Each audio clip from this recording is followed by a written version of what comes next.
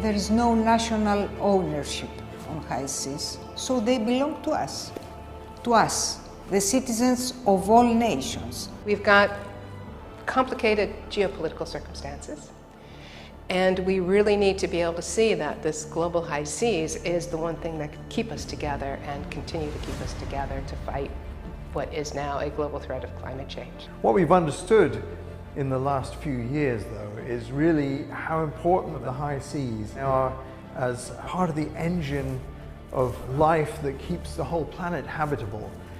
We could fundamentally break that whole system with devastating planetary consequences. And so we need to develop international structures which recognize this collective responsibility for the shared heritage of humankind.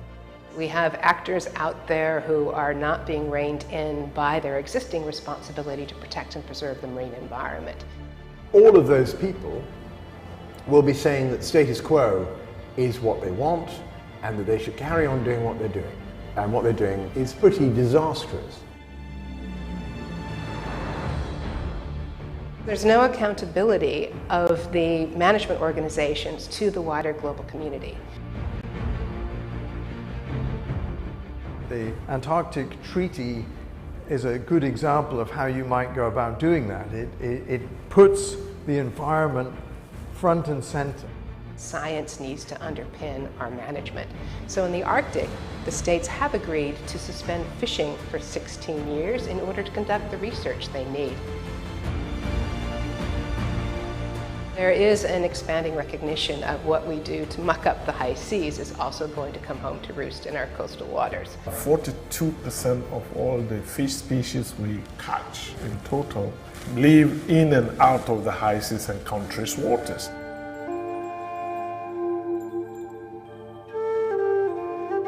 We need large areas set aside from fishing. No fishing whatever from the surface to the seabed. There is a unique opportunity for us to achieve a Paris Agreement for the ocean. This is exactly what we need.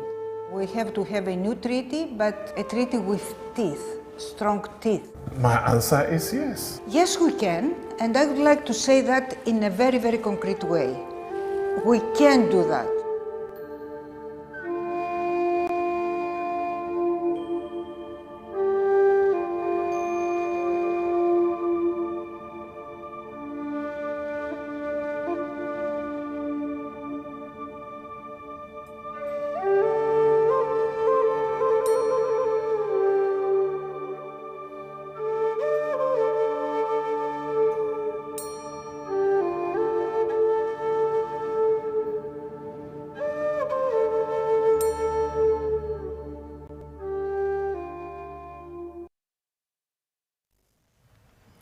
Welcome to the Nobel Peace Center.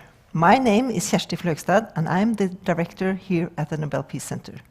Finally, after 6 months of lockdown, our museum is open. And therefore, it's a great pleasure to welcome all of you, with the small crowd gathered here today, and all of you around the world, to this seminar. Heartily welcome. Every time we breathe, we can thank the ocean for half the oxygen. I learned that this week as I plunged into the digital exhibition about the ocean and the High Seas Treaty on our website. The famous Norwegian polar explorer, Professor Fridtjof Nansen, was also a very acknowledged ocean scientist. In the fall of 1914, he addressed a large crowd at the university in Oslo, and his opening remark was, "It is not possible to understand the many challenges of the surface of the earth today or in the past unless we understand the ocean." Interest and research of the ocean has long roots back in the old Greeks. But in 1914, the science around our ocean was just beginning to evolve into a science in its own right. Nansen was a pioneer in this field, as he was a pioneer in protecting refugees a few years later. He certainly knew how to get involved with important issues. For his remarkable work with refugees, he received the prestigious Nobel Peace Prize in 1922. So next year, in 2022, we will celebrate his 100th anniversary of the Nobel Peace Prize. So you will then be able to learn much more about this fascinating man. But why are we talking about the ocean at the Nobel Peace Center, the Museum for the Peace Prize? Because the ocean, that is hiding so many secrets under its surface, provides security and stability for our entire planet and humanity. It gives us clean air to breathe, stores CO2. It actually stores 50 times more CO2 than the atmosphere and helps us to handle the climate crisis. It makes larger areas of the world habitable. It functions as an air condition and heating system. Water currents cooling down the warm places and heating the cold. I guess I couldn't, or I know I couldn't, have my morning swim today in the Oslo fjord if it hadn't been for the Gulf current. And not at least, it provides us with food. Approximately 3 billion people in the world rely on wild-caught and farmed seafood as a primary source of protection. With the Nobel Peace Prize awarded to the World Food Programme in December 2020, the Norwegian Nobel Committee highlighted the connection between food security and peace. Other Nobel Peace Prizes have focused on the connection between peace and climate change. Al Gore, IPCC, and Wangari Maathai, for instance. The ocean is vital both for food security and our climate. Therefore, we need a healthy, sustainable ocean to maintain peace across the world. As Gro Harlem Brundtland has said, everything is connected to everything. And building on Nansen's insight from 1914, everything is connected to and dependent on the ocean, even peace. I'm looking forward to learn more about how we can protect our precious blue planet by understanding, caring, and protecting the ocean. Thank you to the High Seas Alliance and their director, Peggy Callas, for bringing the big ocean to the Nobel Peace Center today. And finally, let me introduce today's moderator, Erik Aasheim. He is a well-known Norwegian journalist with background from the Norwegian broadcasting company, NRK. He has also worked for the EAT Foundation and the Norwegian Ministry for Climate and Environment. So we are in the very best hands to guide us through the day. Erik, the floor is yours. Thank you so much. Thank you, Kjersti Fløgstad, for these opening words. They belong to no one and to everyone. The high seas are the lungs of the planet and our big, beating blue heart. But it's rough times out there in the deep sea and the high seas. The ocean desperately needs the chance to recover from the strains we are putting it under, and The oceans has to be protected to safeguard biodiversity, avoid the collapse of fishery, as well as bolster the ocean's resilience to climate change. And right now, we have a once-in-a-generation opportunity to protect it.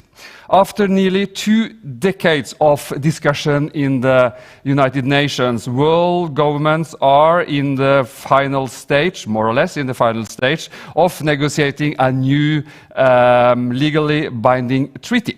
We hope that it could deliver the mechanisms for the effective protection and management of the high seas that our ocean so urgently needs. The high sea are the oceans beyond national jurisdiction. Oops, something happened here in my. The high seas are the. Sorry. Some technical challenges, but the high sea are the. Just wait 1 second. Here it's coming. That's how it is when we don't print out the manuscripts. We try to be digital in these digital times. The high seas are the oceans beyond national jurisdiction. What this treaty is about and how you can get involved in this work, that's what we are going to discuss today here at the Oslo Nobel Peace Center in Oslo. So, welcome to all of you. In collaboration with the High Seas Alliance, we will discuss the urgent role youth and youth leaders can and must play in advancing the United Nations High Seas Treaty. My name is Erik Osheim. I'm a journalist, an author. I've also been communication advisor for environment and climate ministers here in Norway. We have speakers and panelists from all over the globe, and you can also participate actively. For those of you following this event via Slido, ask your question just next to the stream. You can also, as you see, like the questions. Are you watching via Facebook? Then ask your question in the comment section. And hashtag of this event in all social channels, it's one ocean, one planet. So use that actively during this conference. And our first speaker is former Minister of the Climate in Norway. In his Twitter profile, he writes that he is an ocean enthusiast. And he has also been Norway's special envoy to the high-level panel on building a sustainable ocean economy. Vidar Hergesen is now the Executive Director of the Nobel Foundation in Stockholm. Vidar, the floor is yours. Thank you, Erik, and thank you, Kjersti. Thanks to the High Seas Alliance for partnering on this important event. Kjersti has already talked about how the Nobel Peace Prize has concerned itself with environmental security, climate security, food security. I could add to that the Nobel Peace Prize has also concerned itself with building multilateral frameworks, building legal frameworks to govern the world. And that is exactly what the High Seas Treaty is about, adding another mechanism of governance for the high seas. The Nobel Prize, however, is more than the Peace Prize, and there are also other prizes that have referred to the sea. When Ernest Hemingway received his Nobel Prize in Literature in 1954, the prize committee referred to his most recent novel, in particular, The Old Man and the Sea. And we may say today that old men's relationship and behavior vis-a-vis the sea and the ocean is part of the problem. And that's why it's so intriguing and so exciting that this meeting puts emphasis on the role of young people in advancing better ocean governance and advancing the UN High Seas Treaty. The ocean in itself has the secret to eternal youth. It has a regenerative capacity. The default position of the ocean is to regenerate.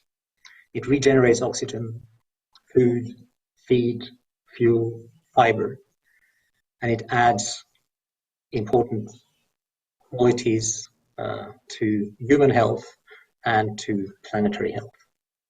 Today, however, not least because of how we have been behaving towards the ocean, humanity is actively contributing to degeneration of the ocean. Climate change, biodiversity depletion, unsustainable fisheries, pollution, a range of actions that are each and every one very important and very alarming for the quality of the ocean. But when they add and mix and influence each other, the situation gets even worse. Much of what is taking place today causing degeneration of the ocean is obviously done because people need jobs, people need livelihoods. But the good news is that the ocean can be an important part of the solution to the challenges I mentioned, and at the same time create jobs. The high-level panel for a sustainable ocean economy that was referred to commissioned a lot of excellent research from leading scientists globally, including a report pointing to the fact that for the world to reach the 1.5 degree climate target, the ocean, an action with and in and on the ocean, can contribute up to a fifth of what the world needs to reach that target through clean energy production, through more food production, sustainable food production from the ocean, which can replace much more environmentally and climate hostile protein production on land, through decarbonizing shipping, and through nature-based solutions in the ocean, as well as carbon capture and storage under the seabed. These are actions that can both combat climate change, most often add to biodiversity, and create jobs and livelihoods.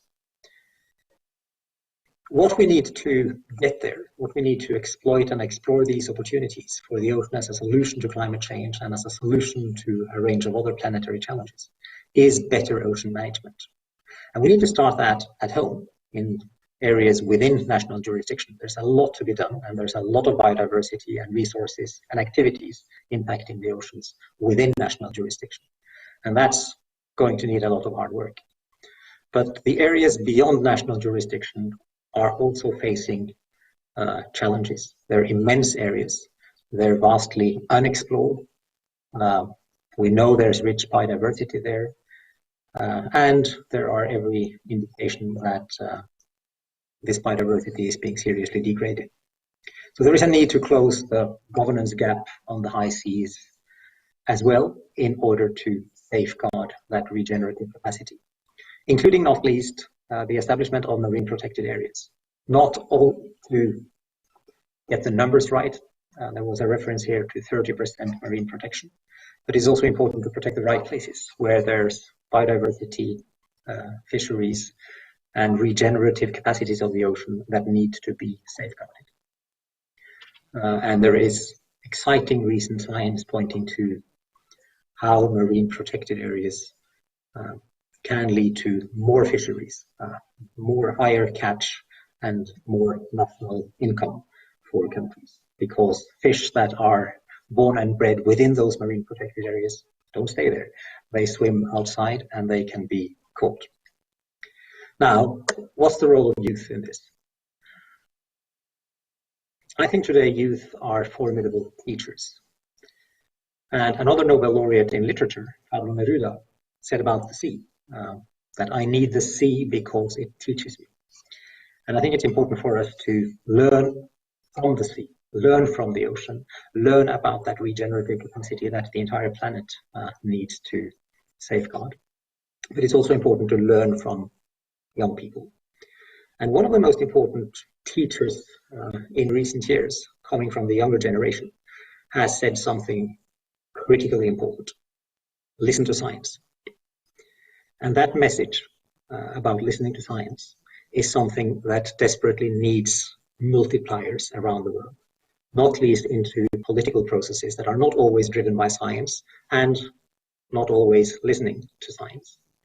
So young people should keep advocating the need for us to listen to the ever more convincing and compelling science that ocean action is needed.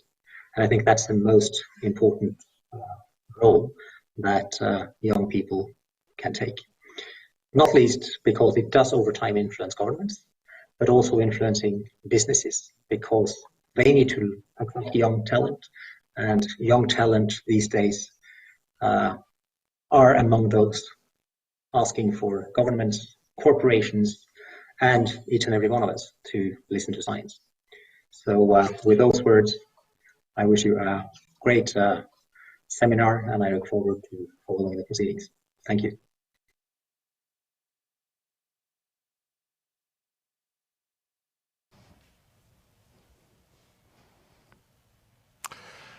Thank you, Vidar Hergesen, the Executive Director of the Nobel Foundation in Stockholm. We need some more facts now. What is the UN High Seas Treaty, and why does it matter?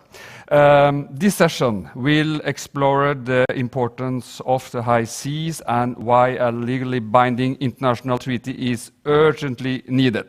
We will also hear more about the work to protect 30% of the ocean by 2030, also called 30 by 30. And we will talk about the youth leadership on the high seas. So we will now connect Oslo with Halifax on the east coast of Canada. Welcome to you, Travis Atten.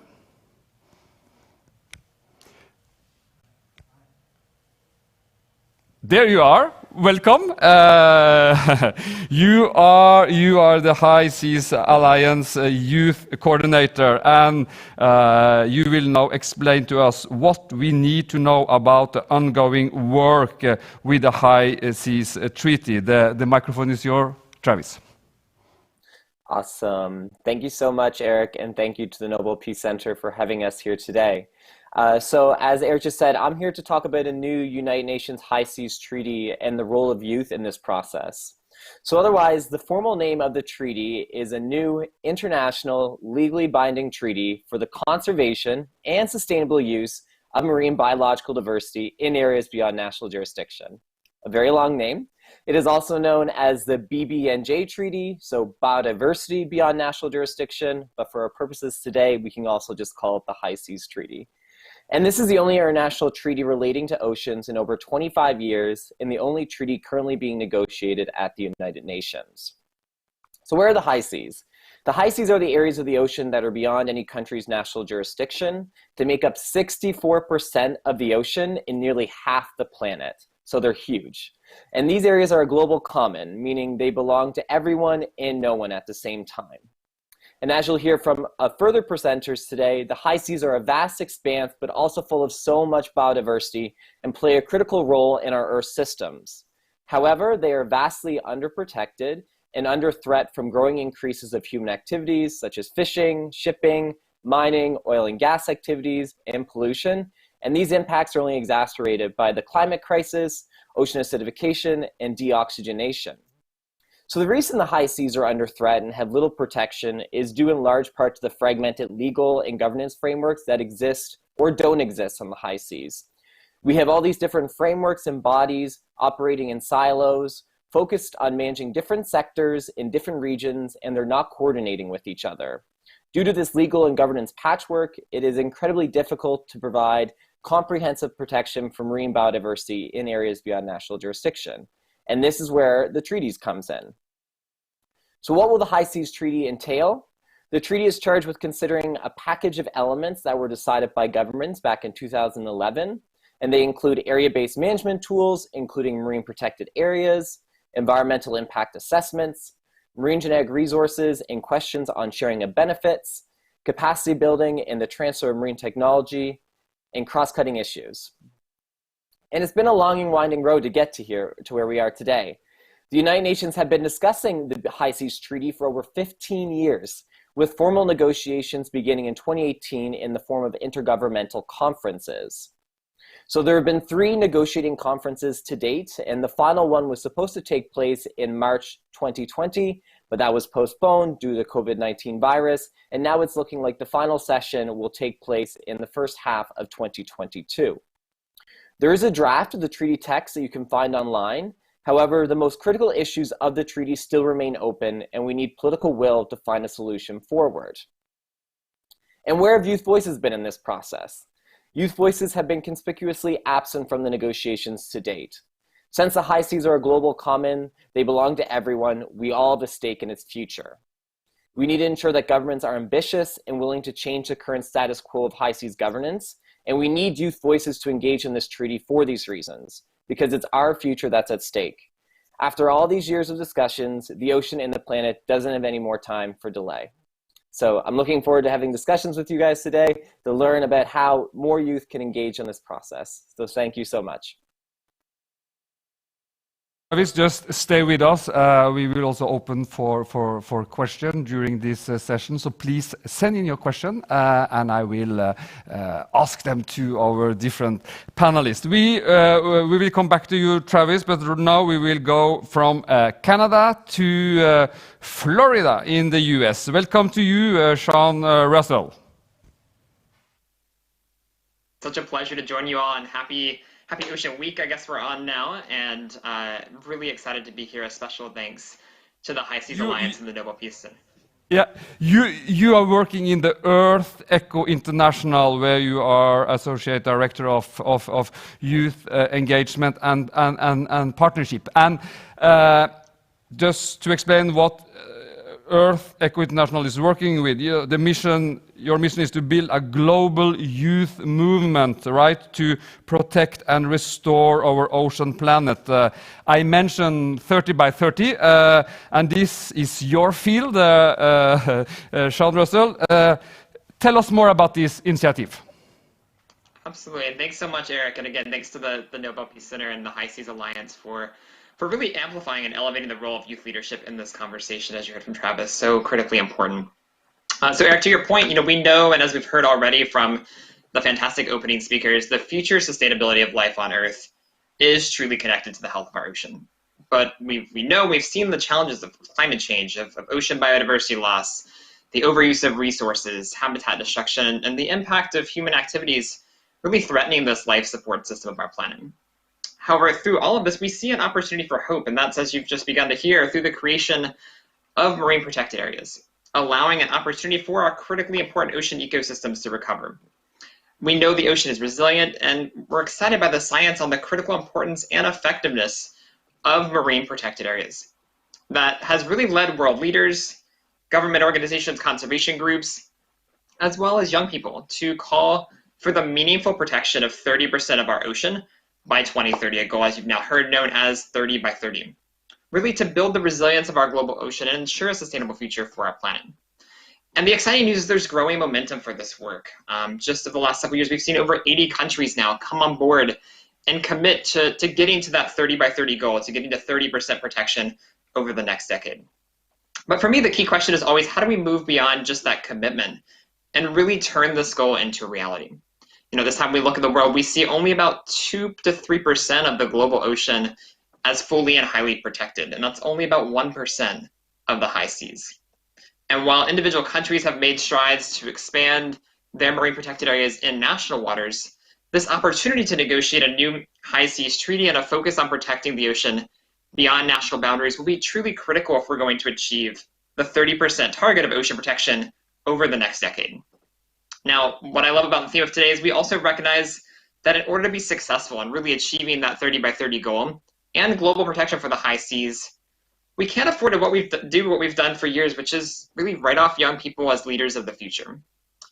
Making up nearly half the world's population, the voices of youth are truly critical to build the public support, political will, and ensure government officials take the ambitious and necessary action to get us to 30 by 30 and protect our global ocean.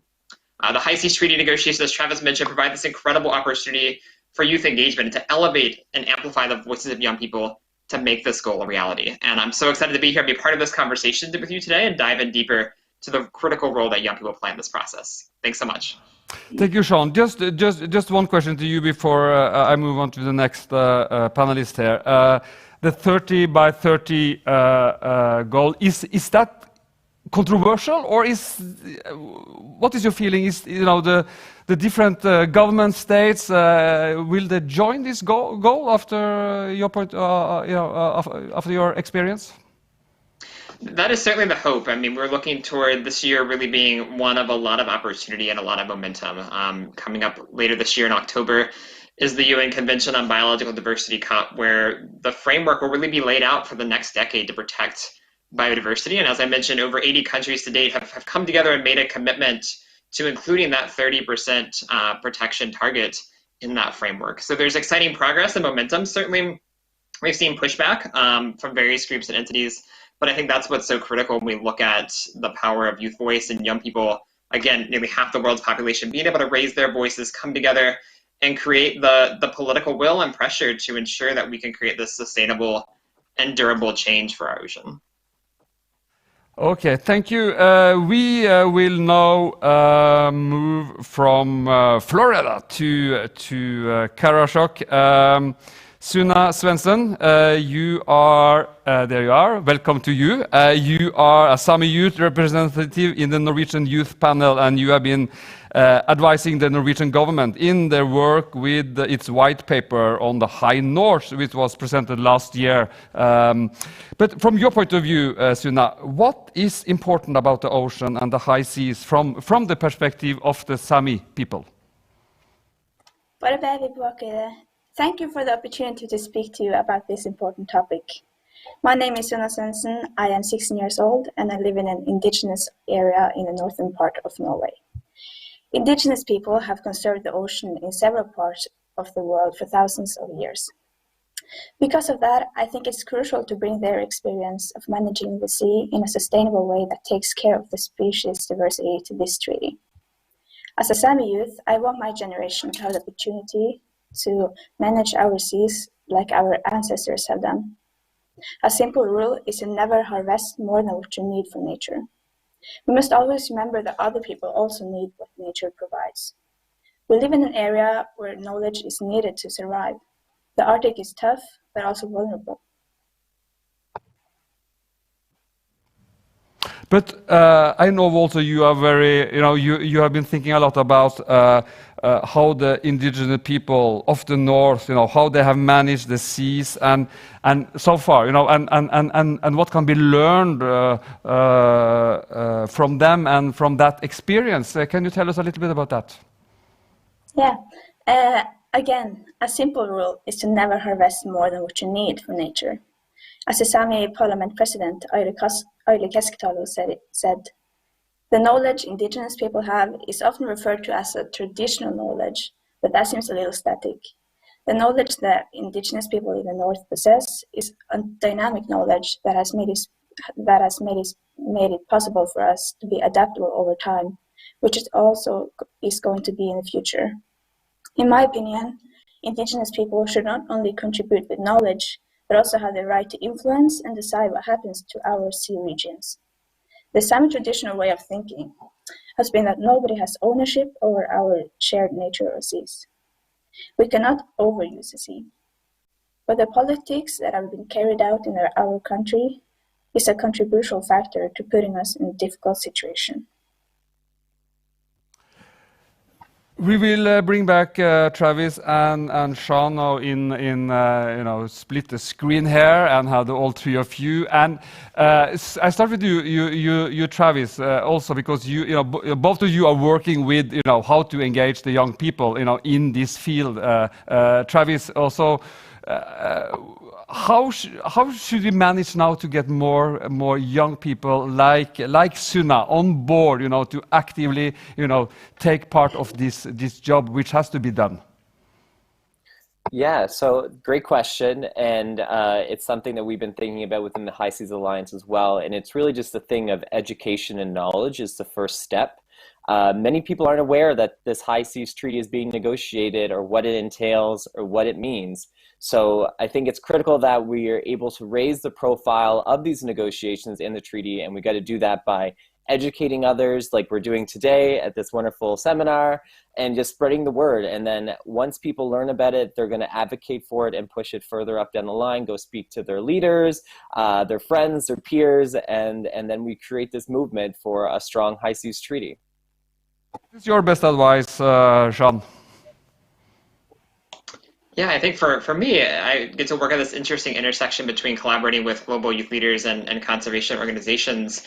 And, for me, working with kind of nonprofits and organizations and government agencies, it's really about opening the doors and giving young people the opportunity and the tools to lead on these issues. At Earth Echo International, we have a global youth leadership council of 26 incredible young people that help drive all of our core programs and work. And over the past year, they've launched an initiative called Ocean Echo 30 by 30, all around galvanizing their peers and public support for the 30 by 30 goal. And it's been so inspiring to see them create the tools and resources, as Travis mentioned, to educate thousands of their peers around the world through events and presentations. They're leading coastal restoration programs to help invite the community and elected officials out to learn more about these issues. And they're engaging directly on the policy and advocacy front. And I think it's been really exciting to see more organizations like the High Seas Alliance and others, again, open the doors, give young people a seat at the table in a meaningful way to really ensure their voices are driving this work forward.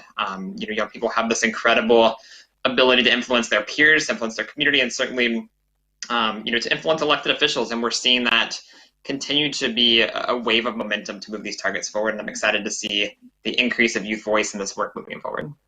Suna, as you mentioned yourself, you're only 16 years old. I guess that the High Seas Treaty is maybe not the main discussion theme among all your friends, but still, is this something you are discussing? Is it still something that it's not only you who are actively involved in this, I guess? I think it's a really big thing between youths, like how are we gonna manage our sea and how are we gonna take care of the environment in the future. But I agree with Sean and Travis that education and just opening the doors for youth is really important. But I think it's unwise to not listen to all the people that have conserved the sea also before us when we are making this High Seas Treaty. Like we have to make it easy for the next generations to choose what's most environmentally friendly and make it attractive to continue with the traditional way of sea managing. I also understand that people must have work and make money, but in the future we must plan industries that operate in line with what the sea can withstand. The greatest possible profit is not compatible with conserving the sea. In the future, we will be forced to make choices and may lower our living standards to be able to live on our planet. The sea is our shared communal property and has been a source of life for thousands of years. Now is the time to make wise decisions for our future, and youth must be included in this process. And one question who came in on via the application Slido, where we are streaming this conference, and where you also can ask questions or just ask questions. Maybe to you, Sean, or also maybe Travis, you want to comment. Could the latest frontier and the emerging technology be used to create innovation in the subject area of the oceans? Sean, what's your thought on that? Absolutely, and I think it's connecting that back to the work of young people, and you heard from the earlier speakers. As young people are exploring their careers and their interest in this space, there's so many ways to plug into the ocean conservation field. Certainly there's some traditional routes of maybe marine biology, marine science, but there's so many exciting frontiers in careers for young people in the marine technology space, in things ranging from, kind of traditional technologies to things like regenerative ocean farming and new horizons, new sustainable opportunities for young people. So I think as we're looking at solutions to some of the big picture ocean conservation challenges we're facing, one, we can look to the ocean as a solution to climate change. We can also look to these new industries, new technologies, again, new career opportunities for young people who are passionate about this work. to plug in and ensure that their work across, across diverse sectors of jobs in the marine industry are in turn giving back to the ocean and protecting the resource that we all rely on so much. So I think it's exciting to see this new opportunity, new frontier, and certainly young people, again, at the forefront of that. We will speak more about technology later, but very short at the end here, Travis. I guess technology question and the possibility is not part of the negotiation in the UN. Yeah, so I would just agree with everything that Sean said there and the role of technology and advancements. I'd provide one example of how that's happening in real time right now with youth. So we have one of our High Seas Youth Ambassadors who's from Liberia in Africa, and she works with local fishermen, and they developed an app basically on their smartphones to document illegal, unreported, and unregulated fishing within the area. So it's just as we continue to involve more youth in the process, hopefully the technology will continue to advance and we'll find new ways of using it to better manage and sustain our oceans. Thank you, Travis, Sean, and Sunna for your insights. We will move on in this conference, and we will now have a keynote speaker. Our next speaker is Dr. Peter Haugan. He is the program director at the Institute of Marine Research in Norway. He's also a professor of oceanography at the Geophysical Institute at the University in Bergen in Norway, and he also served as the co-chair of the high-level panel for a sustainable ocean economy. Peter will talk about the importance of the high seas and the high seas treaty from a marine science perspective, and the floor is yours, Peter Haugan. Yeah. Thank you very much, and what a joy to be in a panel with youth like this. This is really a worthwhile occasion. Thank you very much. Yes, I sort of represent the expertise. I've been serving on the expert group for this high-level panel. The members of the panel were the 14 heads of state who took this initiative 3 years ago by the Norwegian Prime Minister and joined and trying to make plans for a better sustainable future for the ocean. And that has been a great inspiration. Why are we here, and what can and should be done in terms of the treaty in international waters? First of all, I'd like to say that I really like the slogan, "One Ocean, One Planet." We have a connected ocean. It connects us, and it connects to sustainable development, that we have a well-functioning ocean. We have also something called the United Nations Decade of Ocean Science for Sustainable Development, which is starting this year, which runs until 2030, and which will try to move ocean science from being only primarily describing the issues and problems in the ocean to actually devising solutions for sustainable development and helping the ocean play the role it really can in sustainable development. So the ocean is crucial to our future, not only to the people who live by and with the ocean, but to humanity and to the planet as a whole. I'd also, it's tempting to comment on what was mentioned in the beginning here in terms of the ocean and peace. Why is the peace issue related to the ocean? Dr. Fridtjof Nansen was mentioned in the start of the program. He is was a Norwegian oceanographer, also a Nobel Peace Prize laureate. He was actually nearly 100 years ago Peace Prize, and is the last Norwegian to get it. And he was working half of his life as an ocean scientist, and then half of his life with humanitarian issues and working to create peace. So these things are being brought together today in a way which I really like. Having been an ocean scientist for many years, we've been talking about various issues. We haven't been talking enough about peace, but I think in particular the international waters is an arena for creating peace and understanding between the different nations, between the different peoples. So what is this international waters? the meaning and importance of that in terms of the future of the planet. As was mentioned, it's dealing with the genetic resources on the seafloor. It's dealing with the various activities, the cumulative impacts of human activities on this area. It's dealing with how can we make environmental impact assessment of various human activities. How can we use marine protected areas as one of the tools to deal with this? Area-based management tools is one of the words that's being used. And how can we, very importantly, how can we build capacity in all the countries, not only the ocean states and the island states, but even landlocked countries have an interest in what goes on in the deep sea, in the international waters. So we all need to have capacity to understand and to talk about this, and that's why also youth play a huge role and can play a huge role in terms of bringing the issues to the attention to policymakers and to industry and to other actors in society.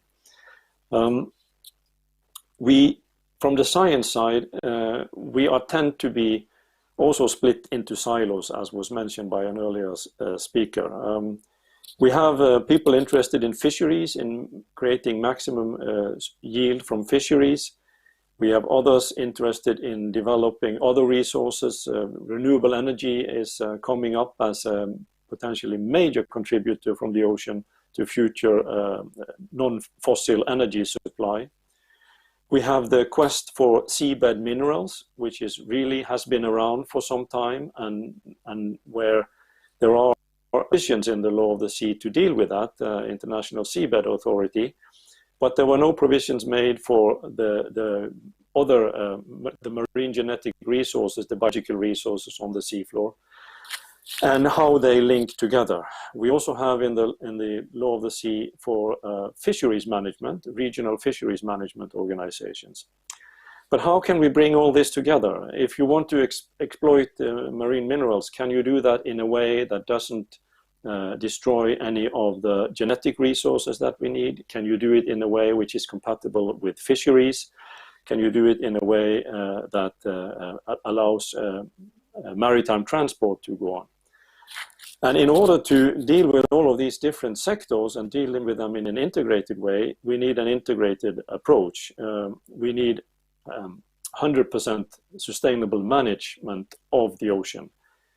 Vidar Hergesen mentioned that in the high-level panel, the countries there, they commit to 100% sustainable management guided by sustainable ocean plans for the areas within their national jurisdiction, actually by 2025. And they call upon others to do the same by 2030. But what about beyond national jurisdiction? That's really the issue at stake here. And in many ways, it's more complicated because you have all the players need to be at the table. We need to be inclusive in order to find the right management regimes. It will not end by the day we have the treaty in place. Then political guidance and hopefully very useful steering for how to manage the areas. But even the management phase, the implementation phase, requires wise political decisions. It requires inclusive processes. It requires to look at the scientific evidence and use it in a constructive way.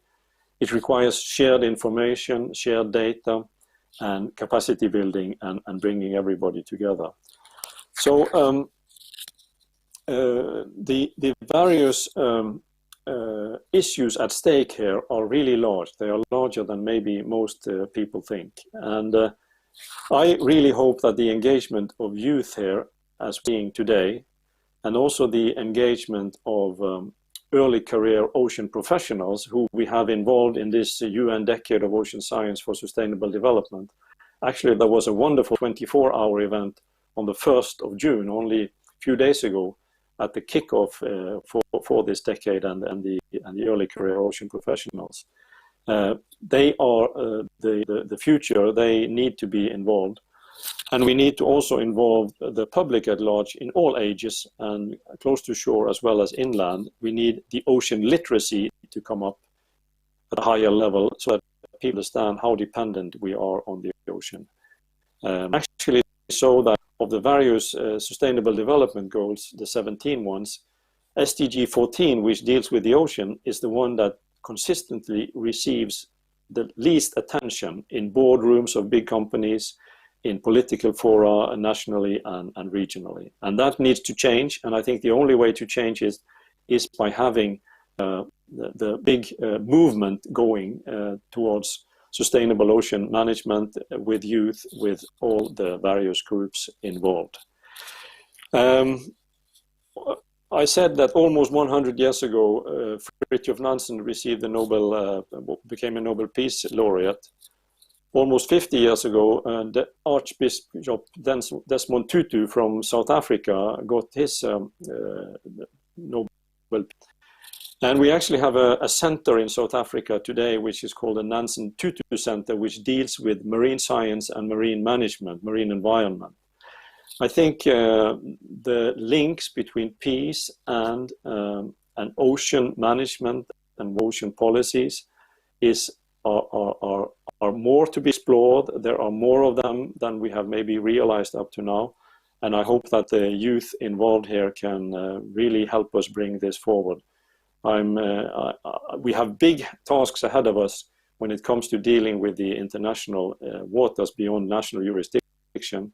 And we need a movement of the good forces. We need to look at not only the 30% that people aim to protect, we need to have the effective protection at the right places. We need to have sustainable and maybe increased production and harvest from the ocean outside of these. And we need to have an equitable distribution of to all people of the earth of the things that we can harvest from the ocean, as well as having humanity serving the planet, the one planet that we share. So thank you for having me here, and with that, back to you, Eric. Thank you very much, Peter Haugan, for those words. And you are right, we have big tasks ahead of us. We will move on to the next session. The headline for the next session is Demanding More Than Empty Promises. And hopefully that's what youth leaders will do globally. Now we will meet some Norwegian youth leaders to discuss what role can youth and youth leader in Norway play in advancing protection of the high seas. So welcome to the panelists. First to you, Halvard Rovan from Greenpeace Norway. Welcome to you. Thanks. And then we have Petter Hov Jacobsen. And from Bodø, we have with us Natalie Furnes. Welcome to you also. I start with you, Halvard Rovan, from Greenpeace Norway. You are an Arctic Ocean campaigner in Greenpeace Norway. And this work, what's the link to the high seas? I think the link to the high seas is obviously that Norway is a big country in terms of ocean management, since we are a big ocean nation or coastal nation or whatever you want to say. And I think many countries are looking towards Norway, thinking that Norway is very good at managing our oceans, and then looking at how we can implement the Norwegian form of management into the high seas. And there, like Greenpeace would say that Norway is by no means good enough in managing our own oceans and our own waters. So we need to kind of demand more action from Norway, both in Norway, but also in terms of how Norway is trying to influence the Global Oceans Treaty that the UN is negotiating. And to take, for example, one example, which was the first campaign I started off working with in Greenpeace, there we saw that the bottom trawlers were moving into new areas, into frontier areas around Svalbard, because of climate change melting the sea ice, allowing new areas to be bottom trawled, basically. And we tried to raised it with the politicians, and the feedback we got was that, well, this is like, we don't care about this, basically. And then we looked into, okay, so how can we make the politicians care about this? And then we went to the supermarkets, mainly in England, that's buying the cod that's being fished in the Barents Sea. And when we got them to agree with us, demanding more action, then we also managed to kind of get political changes in Norway. And I think the link you see there, that like the fishing industry needs to kind of ask the politicians for better regulations, isn't a place of a good management. We need the politicians to set the agenda and make sure that we conserve the nature for the future, and of course also the oceans then. Petter H. Jacobsen, you are a part of the Norwegian Arctic Youth Panel, and when you hear Greenpeace, how also the way he described the situation, it's quite pessimistic. Is that also the reason why you engage in this, to try to be a part of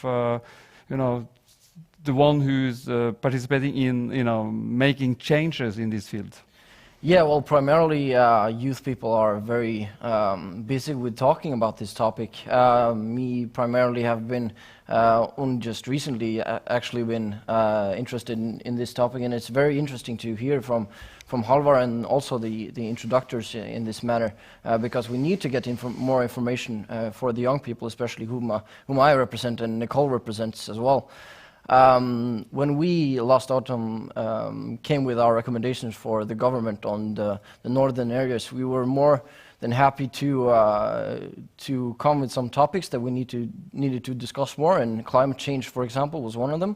But high seas in particular was not one of the topics that we discussed, and I think the main issue with that is just because the information is not available to us. During both the social medias and the press, they have a lot of power in this matter, and I believe that we need to meet young people where they actually are, and not just expect them to participate in this debate. And you are living and studying in Tromsø. Nicole, you are also part of the Norwegian Arctic Youth Panel. You live a little bit more south in Bodø, but at the coast. Why have you decided to involve yourself in this kind of work? I study the circumpolar north at North University, among other things, indigenous people in the circumpolar north. And I am very worried about their situation, because indigenous people have, for thousands of years, subsisted on fishing. To this day, fishing makes up an important traditional activity in their daily life. And as we know, indigenous people are an important part of the northern identity. And therefore, I think that their subsistence activity, fishing, is very important protecting. And if we want to protect their ability to fish in the future, we also have to look at problems like overfishing in the high sea. And that is some of the reasons why I engage in this manner. Because, Petter, among the youth in this Norwegian Arctic Panel, you are coming from many different parties, but actually you are quite agreeing there. It's not so much conflict. Most of you have the same goal, and it's not so much conflict as there are in your mother political parties. Well, yes, of course. I believe you're referring to the parties, but the 50 young people representing in the Norwegian Arctic Youth Council were people just interested in different stuff. I mean, like culture and sports and different kinds of areas of expertises. But when discussing the environment, there's much more engagement just around the information and how to distribute this information in a bigger manner. And we're just at this point of time, we're just discussing whether how to use our perspective in the political areas. Yeah. Nicole, I just want to ask you one question, because we have this, this Norwegian Arctic Youth Panel. That's a model. Do you see also a potential to export this kind of model, to make a more global youth panel, or to make you stronger and bigger and with more power? Yeah, I absolutely do. In Norway, we have something called youth councils. In every municipality. Every municipality is obliged to it by law. And a youth council is basically youth from schools. They provide counsel and advice to local politicians and decision makers, and are the youth's voice in decision making in the municipalities. And I think that we have a big potential in implementing this module both on a national level, but also on an international level. I know that in Ireland, they have already established a national youth council. So I definitely think that there's potential for doing so on an international level. Back to you, Halvard, from Greenpeace Norway. Soon the Arctic Ocean will be like other oceans for much of the year. Open water that is exposed to exploitation and environmental destruction. So when these things happens, that it will be more visible, more clear, that you really see that things are happening like this. Will it be easier for, also, do you think it's people will get easier, more involved and actually see that now it's time to act? Yeah, definitely. I mean, I've been working in Greenpeace for 6 years now, and I kind of feel that it's now more than ever easy to engage people, which is, of course, makes me very optimistic. And I didn't mean to sound pessimistic earlier on, but there are and I don't think I could work in Greenpeace if I were a pessimist either. We need to believe that it's possible to change the world, right? And good things have happened also from Norway recently.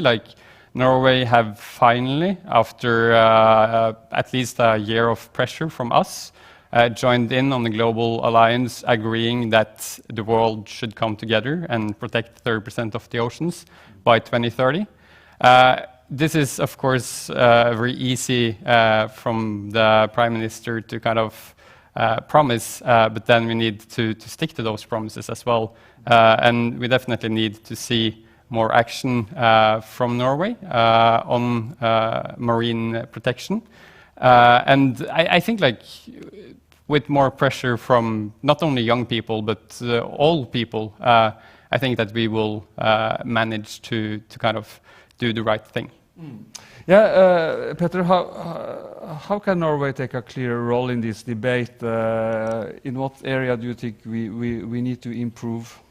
Well, as I see the debate from Norway's perspective, there's been much discussions about how Norway actually mean in this matter and what they actually want to provide with information. And the way I see it, Norway has to make a standing point where either they exploit the resources that we have and not harm the environment, or we do as the treaty says and just leave the environment alone so that it can heal and regenerate for future generations. Nicole, are you happy with the role of the Norwegian government, since we now are speaking about Norway and we are also here in Oslo? I think that the government should make a statement to if they would like to, for instance, for oil in the Arctic Ocean, as the polar ice is melting. That will become a big question in the future. In addition, I think that the government should have a statement on terms of overfishing, because if there is overfishing in the Indian Ocean, it of course affects the fish stocks also in the Arctic Ocean. So everything in the ocean is interconnected, and I think that it's important that the governments in Norway also have a strong statement on these issues. Halvard, we will soon hear more about also what's happening in the negotiation in the UN. But a high seas treaty, will that be the best gift that Greenpeace could have, since you have been working so many years in trying to protect the high seas and the ocean, the Arctic Sea, etc.? That really depends on how the UN Oceans Treaty ends up being. It can be the needed tool to safeguard the oceans, but then we need a strong global oceans treaty, which, for example, would mean that it has like the overarching responsibility to establish marine protected areas. Now we're seeing that it's like a patchwork of these different responsibilities, where nobody have the actual responsibility to safeguard the ecosystems. Then we also need a treaty that's based on like a simple majority among the UN countries and not like a consensus model. That's been a problem we've seen, for example, with the Antarctica Treaty that was mentioned in the introduction video, I think. There we've seen that countries such, even as Norway, have stood together with Russia and China, blocking for the establishment of a marine protected area in the Weddell Sea. So that's something we need to avoid from happening with the Global Oceans Treaty. So it definitely have the potential, but then it needs to be a strong treaty. Peter? Yes, I believe the same thing as well.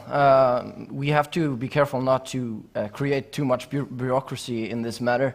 I believe that if there's too many state bodies that are involved in this kind of treaty, I think the work on the high seas would be very, very slow. And also recent studies have shown the same thing, as there has to be a way for states just to work outside the consensus, as Halvard is mentioning, just because if the work has to be done, we can't wait for the next meeting to happen. And we also have Halvard, just one question who came in here. It also shows a little bit how complicated it can be. What about states like Japan and Iceland? How would you try to convince them to ratify the upcoming treaty? So, as you mentioned, it's not a treaty. It's not a treaty. It has to be ratified. It's quite complicated. Definitely, and so I have like the respect for kind of the countries negotiating about this treaty, that it is a difficult work. But I think we also need to keep in mind that if we land on a treaty that doesn't give us the tools to actually protect the oceans, then kind of what's the point of the treaty?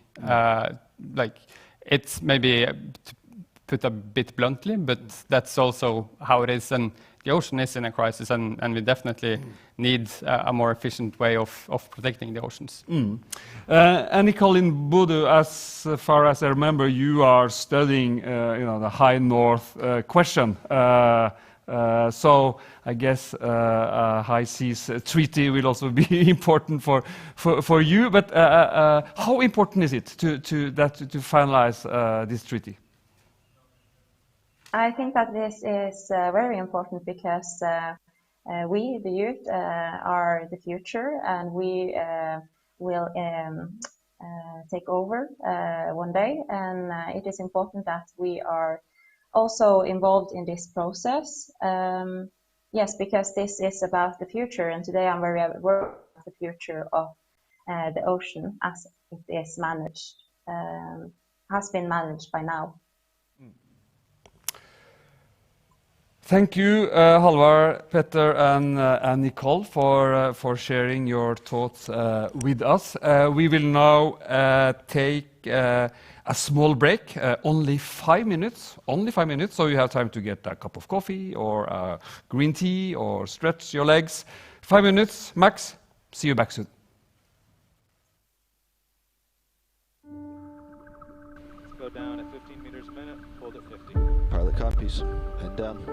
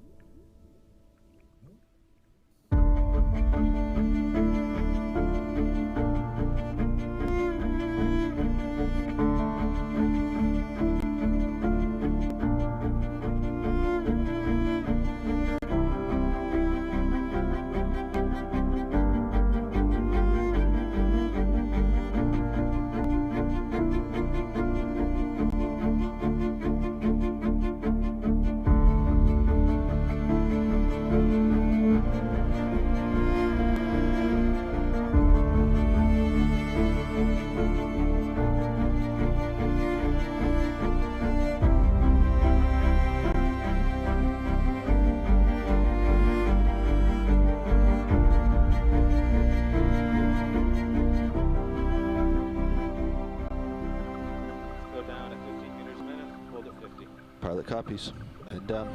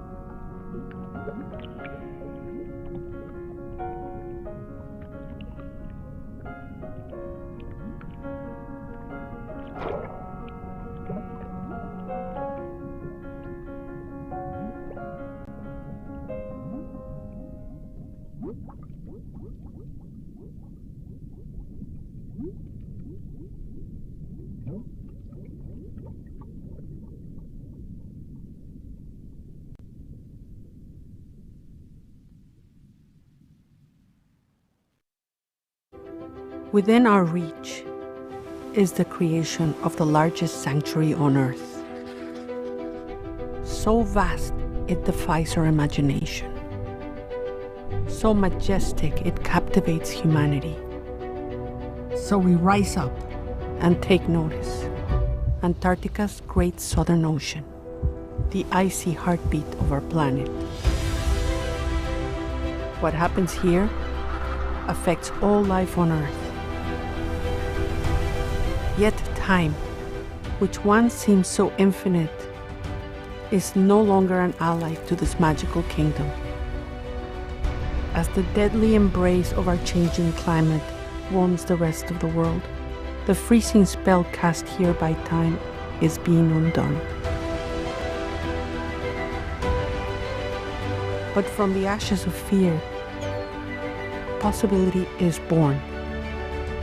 Let the story of this fabled land be a tale for the ages. Join the greatest conservation act in human history, the protection of Antarctica's great southern ocean.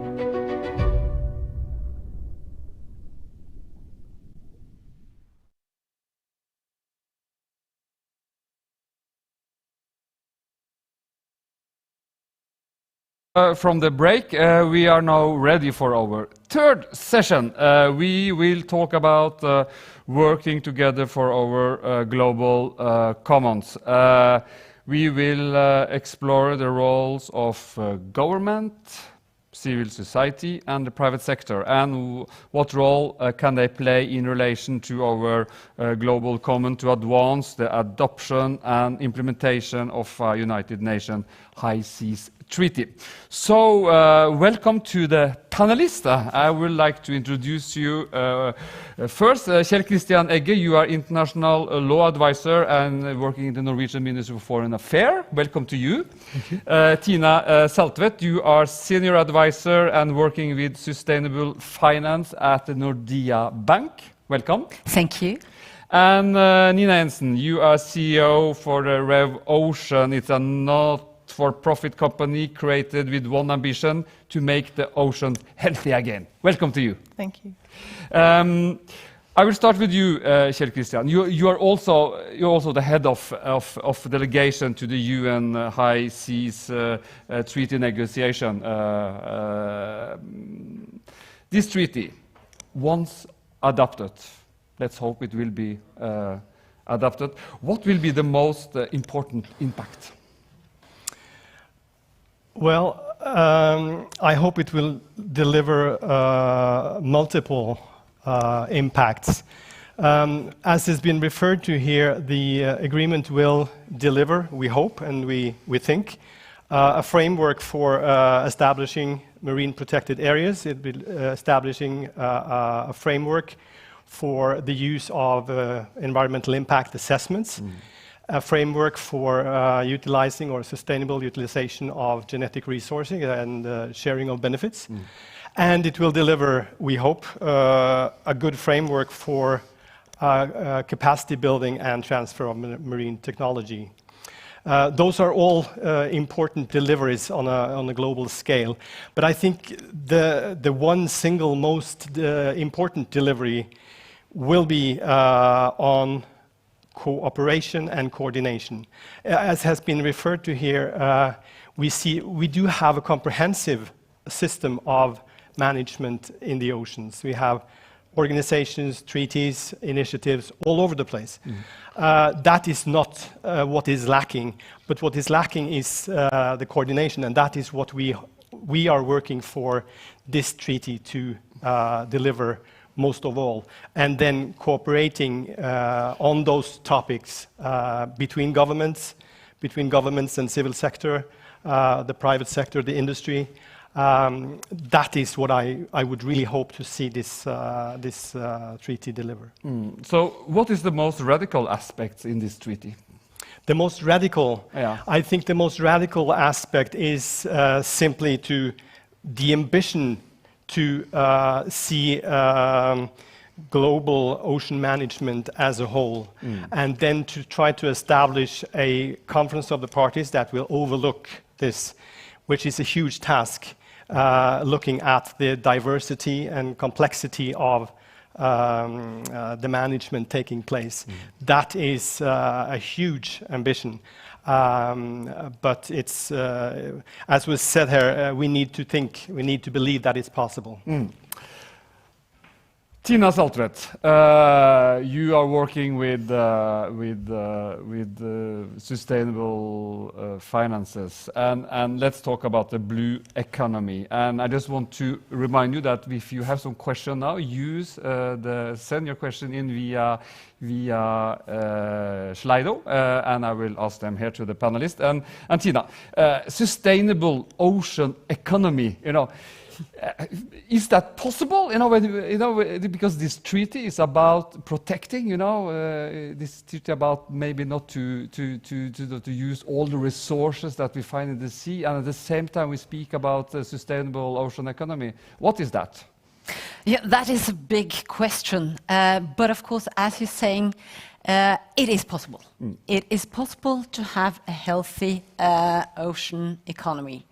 And why is it so? I think one very important aspect here is to stop funding the actions that have a negative impact on the oceans. So we have to stop doing what's wrong for the ocean that destroys them.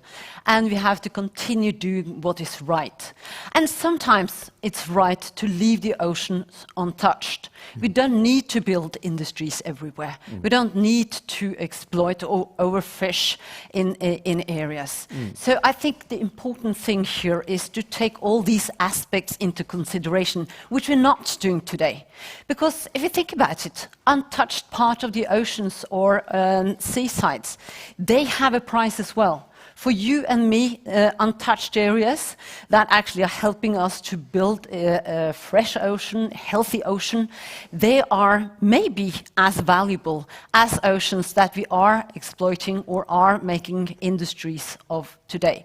So we need to do both in a good manner, in a way that we don't overexploit parts of the oceans. And the financial sector, you have a lot of power in this field, Tina. Access to capital, to money, that's the key, and you have the power to say yes or no. Will it be easier to also say no if we have this kind of high seas treaty? I think it's important to have a treaty, because then we know which way to go. We need to have a clear goal, and we need to know how to reach that goal. Because if you know that the money is not supporting deals or industries that are not supporting this goal. So we need to know where to go. In that way, we could actually guide the capital or steer the capital into the parts who are actually supporting the goal we want to reach. For example, into technology company. It could be technology, it could be to fisheries, it could be to any kind of industries that are really taking us closer to the goal. And stop putting money into industries that are not helping us. And that is important, because capital is a very important tool actually to reach this goal. So we need to use it wisely. And the third one in the panel, she's what should I call you, Nina? A technology optimist. You are the CEO of Rev Ocean, and one of the initiatives to Rev Ocean is the creation of the ocean data platform, where ocean data will be gathered, shared and utilized. And soon you will launch the world's largest and most advanced research and exhibition vessel to build knowledge and understanding of the challenges facing the ocean environment. What kind of impact, and what will be the impact of the ocean data platform and the impact of a huge research ship like you are planning to build, or are on the way to, it's soon finished? Well, I think primarily it will be to fill critical knowledge gaps. There are still so many things that we don't know about the ocean, and in the high seas in particular, which cover 3/4 of the ocean. We've probably only explored about 5%. So there's a lot of knowledge to be gathered. We also hope to be piloting concrete, practical and technical and policy solutions to the major problems that the ocean is facing, and of course be a convening platform where we bring together multiple stakeholders across sectors, geographies, backgrounds, thinking, ages, to advance these exact solutions. But the key thing here is improving our knowledge and understanding of the ocean, making that knowledge more readily available through the ocean data platform, and then finally turning it into solutions, which the treaty is an excellent example of what such a solution could be. But it's no doubt that the technology will help us in this field. I think absolutely. I mean, we already have a lot of technology, but it's only good if it's being implemented and used in the right way. But thankfully, we are in the midst of what is called a fourth industrial revolution when it comes to technology. We have an enormous amount of autonomous vehicles, sensors, satellite technology, to name a few, that enables us to both gather more knowledge in difficult-to-reach areas, such as the high seas, but that also enables us to do more surveillance, for example. So can we increasingly track and monitor illegal fishing activity in some of these areas? Can we assist in restoration of damaged habitats, such as seagrass beds, for example, using technology? And what kind of technology can we deploy that can clean up the mess that we've created when it comes to pollution and plastics? Kjell Christian, Nina is mentioning here all the technology, the possibilities also the technology can give us. Is technology a theme in UN when you are discussing this high seas treaty? Well, it is and it is not. It is in the sense that, of course, when discussing how to what solutions to put in the treaty, we will also need to discuss the reality. How will this work? How will this be implemented? Their technology plays a huge part in understanding how can this language work? How can this solution benefit our goal? But also, as I mentioned, the one important aspect here is the transfer of technology to states, countries who are in need of support in that regard. And that will also be an element in the treaty. Nina, this High Seas Treaty, when the negotiation, when they are finished, and you know, we have this treaty, what will it solve? Hopefully, it will make sure that we can better manage the resources in the high seas. I mean, that should be the ultimate goal, making sure that we are protecting what needs to be protected and that we're managing what we are harvesting and the human activities that are ongoing in the same area. But of course, a treaty is only as good as, of course, the initial text and the treaty adopted, but it also has to be implemented by the individual nations and then followed up seriously, which will probably require, again, the use of technology for transparency, to enable youth to hold their political leaders and nations accountable for the treaty text that has been adopted and the legislation associated with it.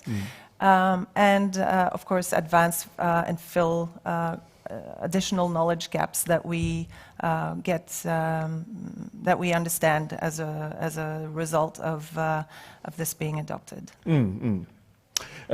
One question to you from coming in now about to you, Kjell Christian. It's a question coming from Kjell.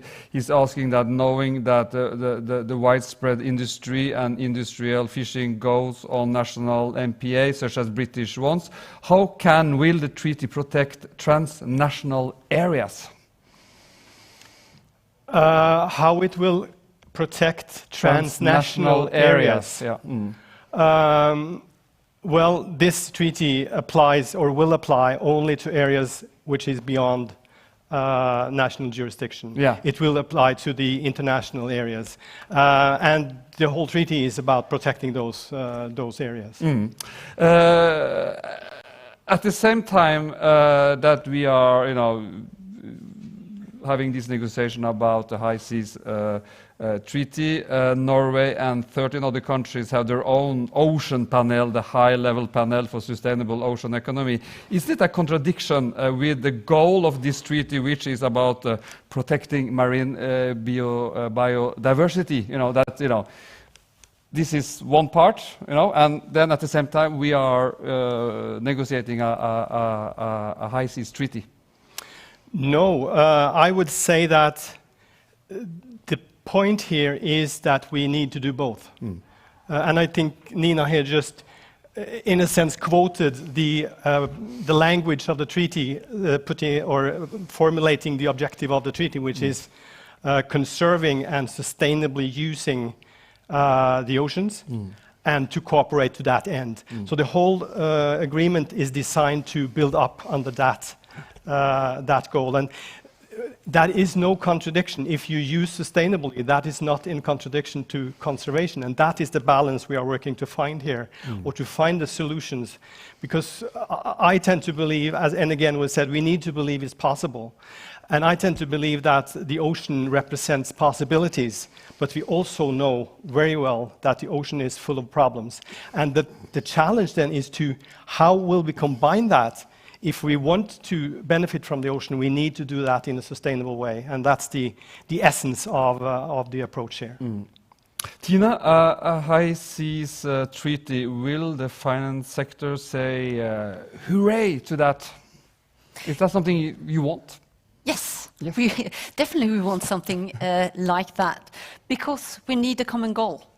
I mean, I need the data Nina will provide. I need the guidance you provide with the treaty, so I know where to invest my money. So by working together, we could actually get the money, or we can get the solution in the same direction. So we're all pulling in the same direction, and that is important. So that is why we need it. We also need to clarify long-term, short-term, medium-term goals. And why is that important? Because the financial sector usually think very short-term.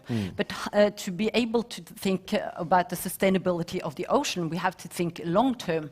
So we have to calculate the risks and the opportunities which are within these boundaries. And that is why we need to cooperate to be able to do so. Nina, just let's go back to a little bit, the role of the business here. You have said before that where there are large problems, there are also huge business opportunities. So what is the role of business in the high seas? Well, I mean, currently there are a lot of industries or business activity going on in the high seas. Most of it, of course, not regulated, but we're talking shipping, we're talking fisheries, and increasingly also the potential for mineral exploitation. I think the important thing is that these industries need to be much better regulated than they are today, and of course not be able or allowed to undertake these kind of activities in critically important areas that should be set aside for marine protection.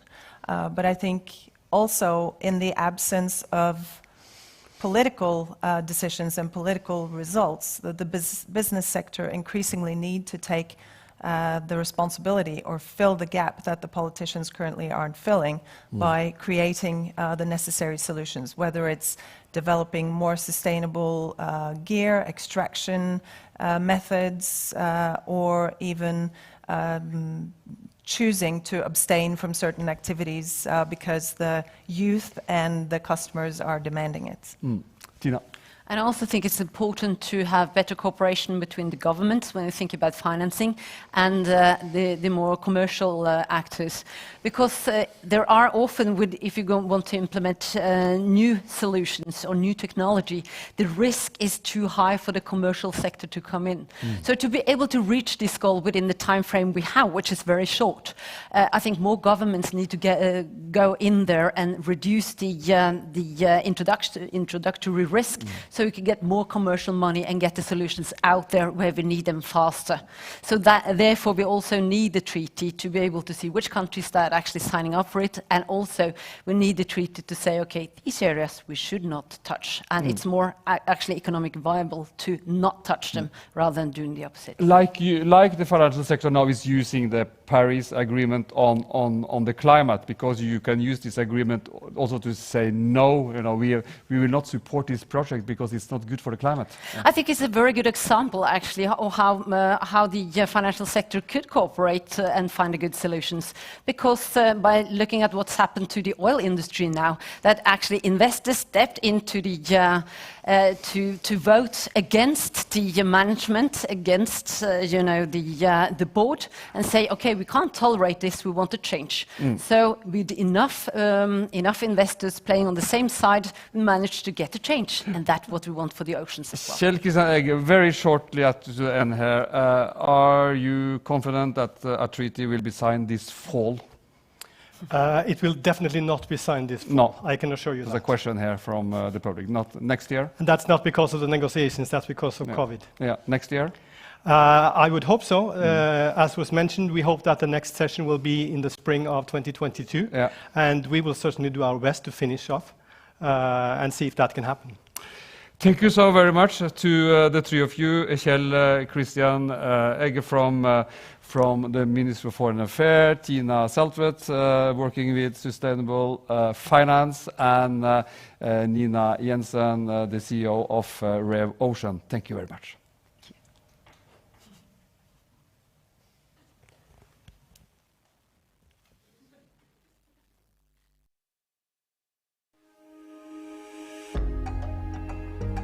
Hello, I'm Jian Wei from South Korea. I'm a university student studying economics, and I'm 21. I'm Olivia Precious Livingstone from Liberia. My name is Lenika Roden. I am from Kingston, Jamaica, and I am 23 years old. My name is Fabio Arturo Lopez Alfaro. I am from Mexico, and I am 25 years old. I'm currently an intern in the Citizens Institute for Environmental Studies. I work as a community mobilizer on the Environmental Justice Foundation Communities for Fisheries Project funded by the European Union. I currently serve as the Pan-Commonwealth Coordinator of the Commonwealth Youth Climate Change Network. Right now, I am the Outreach Coordinator of the Climate Change University Network, VEDUC, from UNAM Climate Change Research Program. I am committed to protecting the high seas because I want to protect this vulnerable component of the planet and its biodiversity. High seas play a key role in combating climate change by being a vital carbon sink for CO2 emitted by human activities. Because of this, we can't stop climate change without protecting the high seas. The high seas contribute to global biodiversity and economically serves important sectors such as world trade and provides marine resources to millions globally. This means that activities carried out in the high seas might affect the productivity of the coastal waters. The high seas and the ABNJ Treaty are important for me because I'm a living being on Earth. Because waters beyond national jurisdiction is under ecological threat. Because humanity and the livelihood of many people depend greatly on the ocean. Thus, it is important to protect them with good practices, exchange of experiences, and financial flows, which can be achieved only with a new ABNJ treaty and international cooperation. There is no better way to protect our marine environment, restore its degraded ecosystems, and build its resilience against multiple stresses, including climate change, than through the establishment of marine protected areas. We need all hands on deck to move the High Seas Treaty across the finish line. The time for transformative change is now. We need a high seas treaty in order to protect its biodiversity for current and future generations.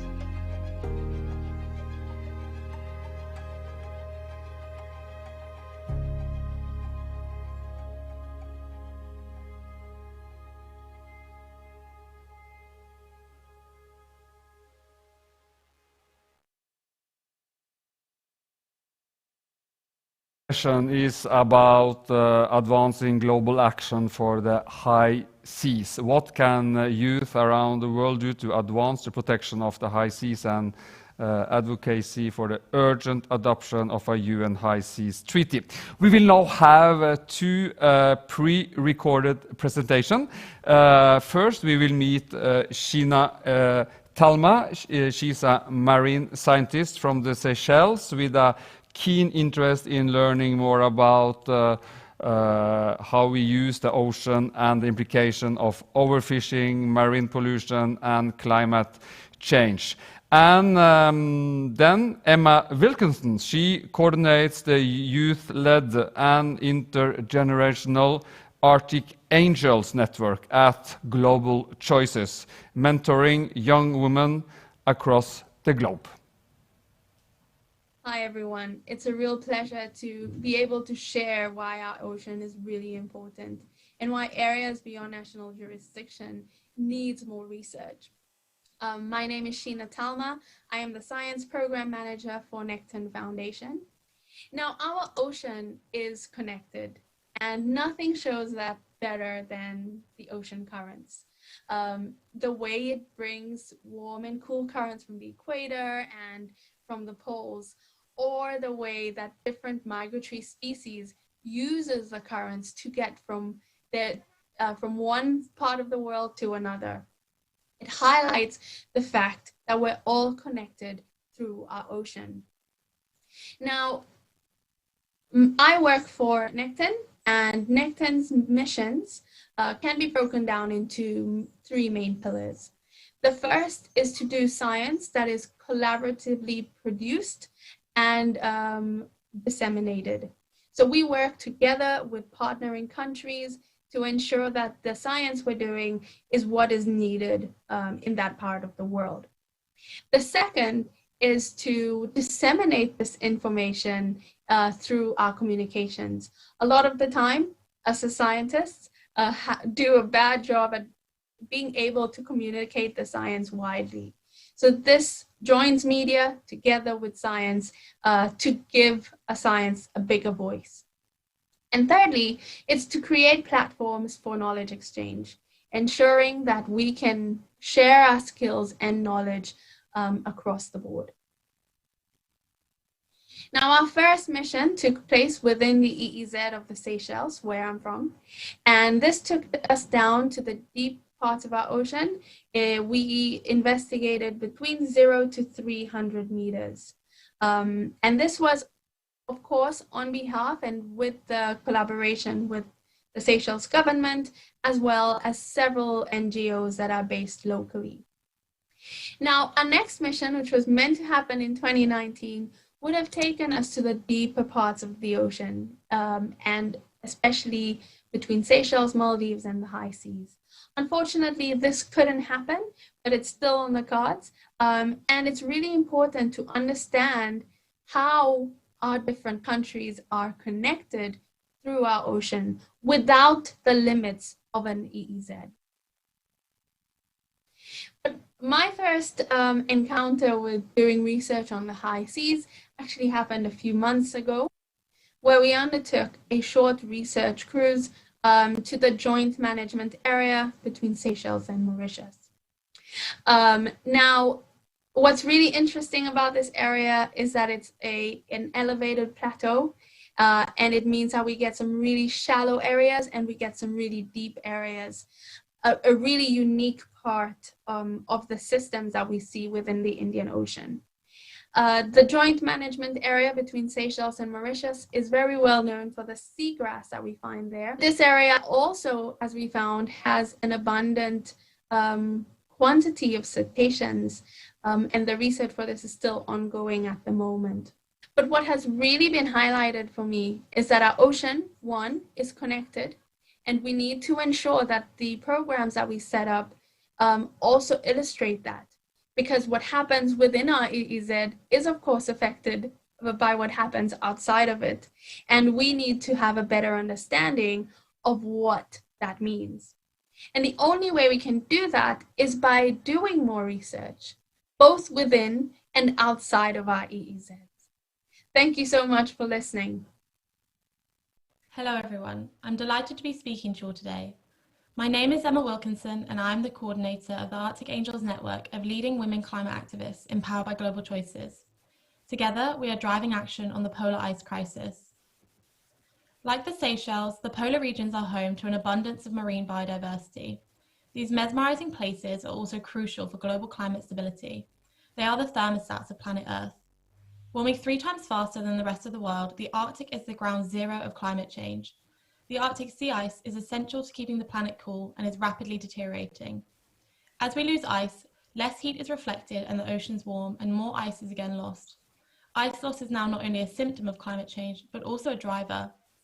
Worldwide, the loss of this global commons will have exponential impacts, from biodiversity loss to food insecurity. As we heard at the Nobel Prize Summit 2021, it will be the world's poorest communities and indigenous people who will suffer most from the impacts. The climate crisis and degradation of our global commons will exacerbate inequality. In short, to protect the Arctic sea ice is to protect humanity. The sea ice of the Central Arctic Ocean is a high seas global commons. We all have ownership of this area beyond national jurisdiction. As the region transforms, it is increasingly under threat from human activity, such as oil and gas drilling and deep seabed mining. Additionally, newly exposed waters mean the shipping industry can expand activity in the region, in turn increasing the risk of fuel spillages. In a frozen environment, such spills would be catastrophic and accessibility to clean them up is limited. Furthermore, the use of heavy fuel oil by ships and the release of black carbon particles, which contribute to global warming and reduce the reflectivity of the ice they land on, remain an issue. Norway is showing leadership on this and has extended an existing heavy fuel oil ban in waters surrounding Svalbard. Moving forward, we need global frameworks to address these issues and raise ambition. Protection of the Central Arctic Ocean high seas through the BBNJ Treaty is pragmatic and an endeavour that prioritises a safe and livable future for all next generations. There is no time to waste as we push at planetary boundaries, and the loss of the polar ice is approaching and passing tipping points. As young people, we have thus far been missing from the BBNJ Treaty negotiations, yet we have significant influence.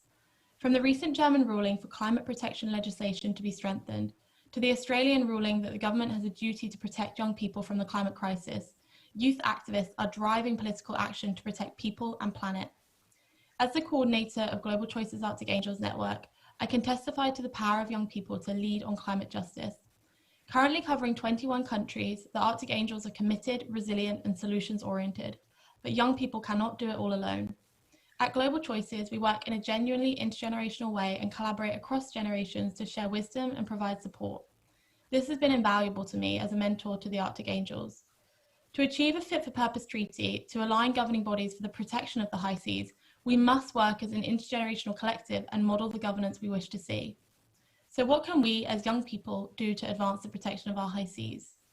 We can understand this ocean and marine biodiversity as a global commons, take ownership for it and act as global citizens to prioritize its health and protection.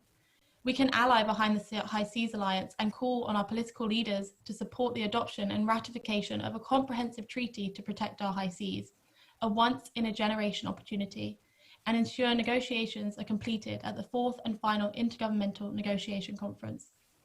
We can collaborate and empower one another through initiatives such as our Arctic Angels Network. If you would like to get involved in Arctic Angels, visit globalchoices.org where you can find further information and my contact details. Currently, only 1% of the high seas is highly and fully protected. We can and must do better together. Thank you. So the question is how to advance youth advocacy and action on the High Seas Treaty in Norway and across the world. We will continue to discuss that now. First, welcome to you, Marie Rouet. You are based in France, Montpellier. Yes, exactly. Thank you very much. You are an early career researcher working at the science policy interface of marine conservation. You are also involved in several youth-led biodiversity and ocean-related organizations. And you've also been participated in the foundation of the ABNJ Youth Network. It's a little bit difficult name, but it's linked to what we have been discussing the whole day about the High Seas Treaty, which is actually called Biodiversity Beyond National Jurisdiction. So what's the goal of this new youth network? Yeah, so sorry for the difficult name, but it's related. So we wanted to give something that was completely easily relatable to what we're talking about. So the goal of the BBNJ Youth Network is really to ensure youth participation in the future conference of the parties. So we basically want youth to be able to attend and be there and provide opinions as an observer in the future treaty. So that's the main overarching goal of the network. You're working now to really make an impact. So what we're doing at this stage, since the treaty is not finished yet, is that we are in an international network of young people. So in different countries, we are trying to reach out to negotiators, and we are asking them to support Article 50 bis, which is an article that is that it wants to have the future conference of the party be open and transparent. So that's what we really want, having this transparency, so we can have this space for youth to participate, and we also want youth to be recognized as a stakeholder in the treaty. So far it's not mentioned at all, and so we're trying to convince negotiators that youth is important and should be included in this treaty. Marie, stay with us. I have a guest here at the Nobel Peace Center in Oslo, and that's you, Sophie Norvik. Welcome. Thank you so much. You are working with climate question for many years. You've been an activist and you are a climate coordinator, and you work now you are representing today Why Global. And why are you so interested in these kind of questions? So actually I need to come clean because I have not been very interested in the ocean. I have been working with climate and been one of those people that's been looking for the most efficient way to solve the climate crisis. And I thought, we need to stop talking about everything else because we need to fix the climate crisis first.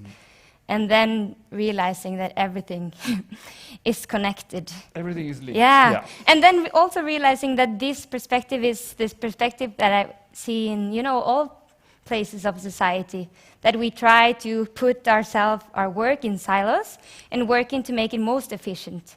If you see our fishing, it's more efficient than ever, right? We can grab up more fish than we have ever done at any point in history, and we can serve it as a cheaper price than ever. And we can even, you know, fill up our dumpsters with the extra fish that we don't need because we are creating even more crap than ever, right? Because when the fish turns into stuff in the dumpster, then it's suddenly crap.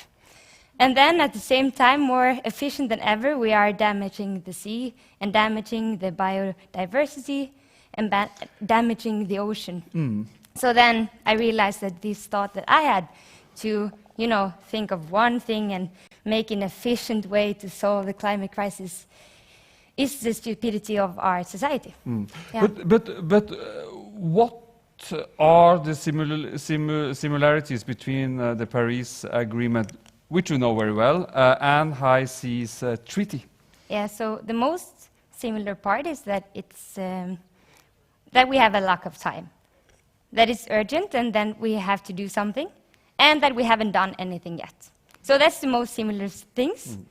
And also that Norway is taking part of trying to lead some international cooperation on this, but still really lacking ambition on doing anything at home. So within our own boundaries, we are really not taking any leadership of saving the ocean or doing anything about the problem, just trying to, you know, throw some money at the problem and make it disappear. And hope for the best, maybe. I don't know.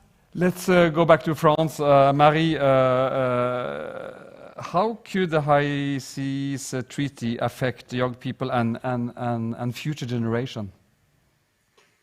I think, yes, we've been hearing a lot about how important the high seas are, and the treaty that is being discussed today is going to affect the next generation the most, only because it takes time to make things happen, and just because it takes time, the persons who will be there when things start happening, thanks to the treaty, hopefully, will be us. So we have to be there and be prepared and be ready to take action to preserve the ocean.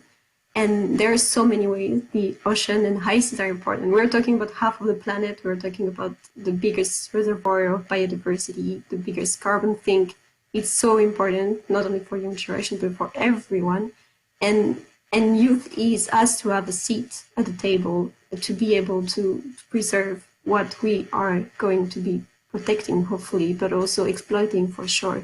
And we have to make sure the young generation can lead in a sustainable way the exploitation of the ocean and the conservation of the ocean in the future. Sophie, myself, I've been to several UN Paris climate meeting. You know, the latest in Paris when we had got the Paris Agreement, and it, you know, it was full of young people. So many young people pushing the politician. Yeah. And it's amazing. It's amazing, but why? Yeah. You know, you should. You know, when will it be as many young people in a UN High Seas Treaty meeting? So what is amazing with the climate negotiations, it's that it's so many young people still being there, even though no one listens to them. You know? They come with all of these great solutions that really would save the world. Like if we would think of how the world would look like if young people had the power, then maybe we wouldn't discuss this right now. Right? So it's... But could the same thing happen also when it comes to the discussion about the high seas? Well, I think it kind of does. But I think, you know, standing here discussing how we can activate young people, how we can engage young people, it's very important, and it's a part of the solution. But we should also discuss how we should make the leaders listen to young people, because then, you know, then maybe we could advocate for even better policies, and maybe we could stop using all of our time on saying the same arguments over and over again, because we know the facts and we know what we're going to do, but we just lack the political responsibility to do anything. I'm sorry, I'm coming here with like the depressing news, but I guess you all know it already. But the nice thing is that people actually care, right? People are engaging and people are are really willing to go the extra mile for this because we know that it's urgent.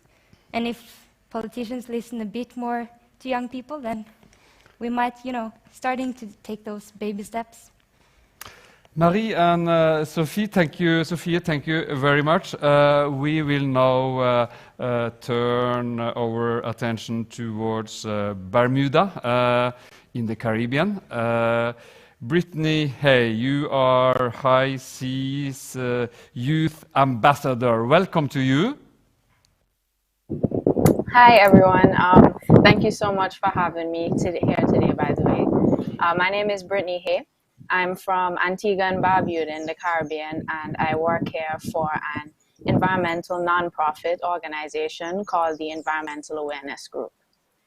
I care about the high seas because of its importance to small island developing states like mine, who depend on the ocean for food, livelihoods, and tourism.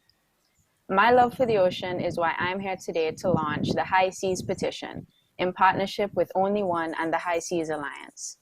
This petition calls on world leaders to protect our ocean commons by supporting a robust and ambitious high seas treaty. We can't have a healthy planet without a healthy ocean, and we can't combat the climate crisis and secure a healthy future without protecting the high seas. We know that the health of the ocean is rapidly deteriorating because of human threats like overfishing and pollution. We know that most of the high seas remains unprotected and vulnerable to exploitation without a formal structure in place to establish comprehensive biodiversity protection. We should also know that this has to change. The good news is that there is a way for young people to be a part of that change. By signing and sharing this petition, you're engaging in and supporting the treaty process. With treaty negotiations continuing at the UN over the coming months, our unified voices in the ears of world leaders matter now more than ever in the fight for a healthy ocean, planet, and future. So make your voice heard. The clock is ticking, and there's no time to spare. Sign the petition today by visiting the High Seas Alliance or Only One website, and join us in urging world leaders to take action for the high seas. Thank you, Brittany Hay from Bermuda. You saw the link to the global petition on your screen, so go in and sign today. The clock is ticking, as Brittany said. We have almost reached the end of this conference about the high seas. I hope you learned something new today. I know that I have. I hope that you have been inspired to get involved in this important issue. Remember also to check out the digital exhibition about the ocean and the High Seas Treaty on the website to the Nobel Peace Center here in Oslo. Thanks to all of you from all around the globe who have been following this conference, and thank you from me. And for the final send-off, I'm happy to give the virtual floor to Peggy Callas, the director of the High Seas Alliance. So thank you, Eric, and on behalf of the High Seas Alliance and our 47 member organizations from around the world, we'd also like to extend our thanks for all of you for participating and watching here today.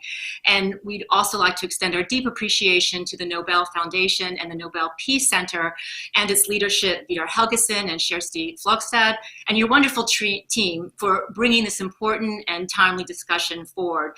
And thank you, Eric, for your perfect and moderation today. It's just been excellent. I'd also like to thank all the esteemed panelists and youth speakers who have spoken today and from the heart about why we all need to care about the high seas. After so many years of deliberation, a legally binding treaty to fill the gaps and finally put global protection into place for nearly half the planet truly is within reach. But now, more than ever, we need youth voices and engagement because it's your future ocean that we're talking about. To urge governments to go beyond business as usual and establish an equitable treaty that will effectively protect marine life and promote a thriving ocean for generations to come. So I'll end here with a closing message from our High Seas Youth Ambassadors. Thank you so much. As a youth from Philadelphia, United States, I want a strong high seas treaty to protect half our planet. Do you? As a youth from Canada, Sri Lanka, I want a strong high seas treaty to protect half of our planet. Do you? As a 14-year-old youth from Salvador, Bahia, Brazil, I want a strong high seas treaty. Do you? As a youth from Seoul, South Korea, I want a strong high seas treaty to protect half our planet. Do you? As a youth from Kerala, India, I want a strong high seas treaty to protect half our planet. Do you? As a youth from Monrovia, Liberia, I want a strong high seas treaty to protect half of our planet. Do you? As a youth from Dar es Salaam, Tanzania, I want a strong high seas treaty to protect half of our planet. Do you? As a youth from Sulu, Fiji, I want a strong high seas treaty to protect half of our planet. Do you? Youth from Lagos, Nigeria, I want a strong high seas treaty to protect half of our planet. Do you? Please sign the petition to show you care too. Please sign the petition to show you care too. Please sign the petition to show you care too. Please sign the petition to show that you care too. Please sign the petition now to show that you care too. Please sign the petition to show you care too. Please sign the petition to show that you care. Thank you. Please join us by signing the petition.